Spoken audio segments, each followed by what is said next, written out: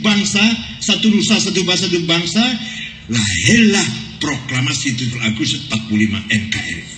Kalau kita urut ya, tanpa ada 17 Agustus 45 tidak akan ada negara baru Indonesia. Tanpa Sumpah Pemuda tidak ada semangat satu nusa, satu bangsa, satu bahasa. Tanpa Sumpah Palapa tidak akan ada Sumpah Pemuda. Tanpa Majapahit tidak akan ada Sumpah Palapa. Tanpa pasukan Cina tidak akan ada Majapahit. Artinya tanpa pasukan Cina tidak ada Indonesia.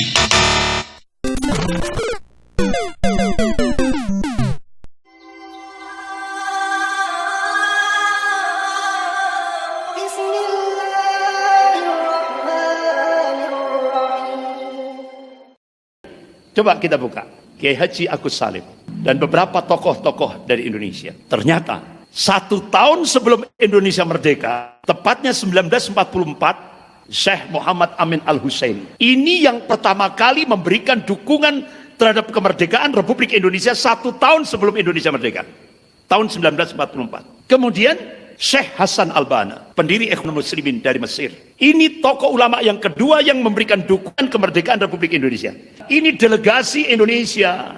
Sebelahnya ini Muhammad Ali Thohir, saudagar kaya Palestina. Tepat 1944, Muhammad Ali Thohir menyerahkan hartanya di Bank Al-Arabiyah kepada Presiden Soekarno. Semuanya untuk perjuangan sampai Indonesia merdeka. Sampai akhirnya Presiden Soekarno tanda tangan resmi sebagai kepala negara. Selama kemerdekaan bangsa Palestina belum diserahkan pada orang-orang Palestina, maka selama itulah bangsa Indonesia berdiri menantang penjajahan Israel. Insinyur Soekarno 1962. Ini sejarah. Sampai akhirnya dalam preambul pembukaan Undang-Undang Dasar 1945 masuk dalam konstitusi negara. Segala macam bentuk penjajahan di atas dunia harus dihapuskan karena tidak sesuai dengan pri kemanusiaan dan pri keadilan. Jadi tertancap dalam konstitusi negara. Ini sejarah. Indonesia hutang budi kepada Palestina. Sampai Presiden Amerika Donald Trump, sekarang diganti Joe Biden. Jadi ketika Donald Trump memproklamasikan Yerusalem sebagai ibu kota Israel, langsung Presiden Turki Tayyip Erdogan mengumpulkan seluruh pemimpin dunia Islam di Istanbul, Turki untuk memperjuangkan Yerusalem tetap berada di pangkuan Islam di Majelis Umum PBB. Alhamdulillah, yang mendukung Donald Trump cuma 7 negara termasuk Israel. Indonesia support for the legitimate aspiration and rights of the people of Palestine. Pak Dian Triansah. Freedom, peace, justice and dignity in their own homeland has been steadfast and will continue undiminished. As I stand here in this August chamber, representing the people of Indonesia, country and one of whose democracy will their own destiny and decisions. Once again, we affirm a strong commitment to always stand with the Palestinian people for their legitimate and inalienable rights.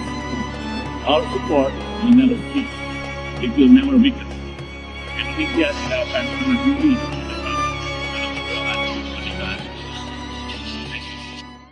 Luar biasa Pak Dian Triansah tadi. Jadi beliau dubes Indonesia untuk PBB. Indonesia tidak akan pernah mundur sejengkal pun dalam perjuangan sampai Palestina merdeka. Luar biasa. Jadi sesuai dengan konstitusi negara. Jadi benar-benar Indonesia Indonesia punya hutang budi dengan Palestina.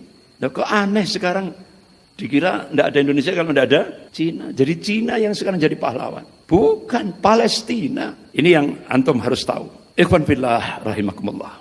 Nah sekarang bagaimana Allah dan Rasulnya mengabarkan dalam ayat-ayat Al-Quran dan As-Sunnah tentang masa depan Palestina. Poin yang pertama, Allah dan Rasulnya menegaskan permasalahan Palestina dengan Yahudi bukanlah permasalahan tanah atau batas politik semata. Namun permasalahan Palestina dengan Yahudi, kata Allah dan Rasulnya, adalah permasalahan akidah dan din. Ini harus masuk pada mindset cara pandang antum semuanya. Jadi kalau sudah isu Palestina tidak ada kaitan dengan politik, tidak ada kaitan dengan tanah, tapi masalah akidah dan din.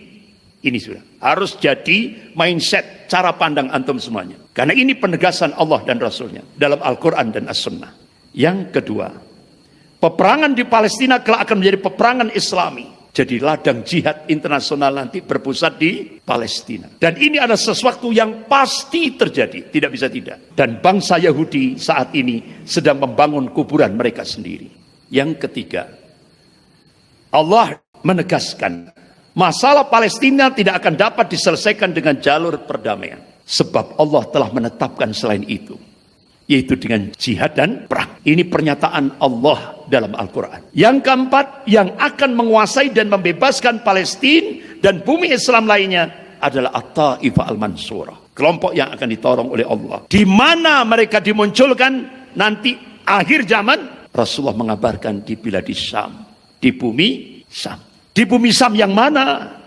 Rasulullah menegaskan. Qala Rasulullah sallallahu alaihi wasallam, la tazallu ta'ifatun min ummati 'alal haqq dhahirina al-aduwihim qahirina la yadurruhum man khalafahum illa ma asabahum minal a'wa'a hatta ya'tiyahum amrullah wa hum kadzalik. Qalu ya Rasulullah wa aina hum? Qala bi Baitul Maqdis wa aqna fi Baitul Maqdis. Rawahu Ahmad.